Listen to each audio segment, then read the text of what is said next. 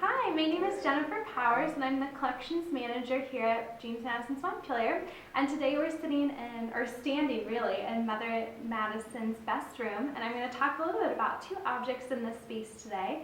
This lovely cap and shawl that are modern reproductions but based in some historical fact. So in 1799, Charles Peale painted two portraits of James Madison Sr. and Nelly Conway Madison, who are of course James Madison's parents.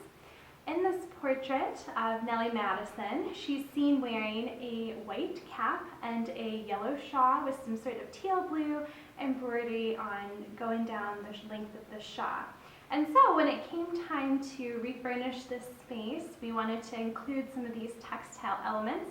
So using this portrait as our primary source to recreate these items, we took that information and then commissioned some reproductions from two wonderfully talented historic textile experts who handcrafted these items using hand stitching and making it completely by hand and based on this portrait.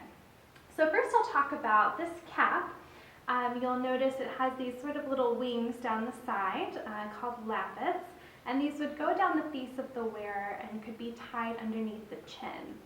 So you'll notice there's a lot of ruffling on this cap too. The ruffles and the sheer fabric both indicate the construction of the cap and the relative wealth of creating such a cap. The ruffles also would have been a little bit old-fashioned in terms of thinking about our interpretation period of the sort of getting into the 1820s. This is definitely a very early colonial 1780s style cap. So it sort of fits with the story of Mother Madison, sort of keeping to her early colonial sensibilities despite the trends that were going on long after that.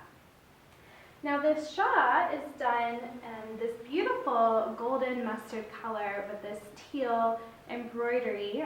All of this embroidery was done by hand and done with 18th century stitches. So you have some long and short stitches, some satin stitches. All of these were stitches that were used in the time period. So that lends further example of how this beautiful, though modern made textile was done in a very historically accurate time period. You see some of this detail going down the side, these swirling sprigs in the corner detail, all of which were elements that were popular for textiles during Nelly's time period. So having both of these pieces in this space really help us interpret the story of Nelly Madison and talk about her status and give us a sense of having this as a personal and sort of lived-in space.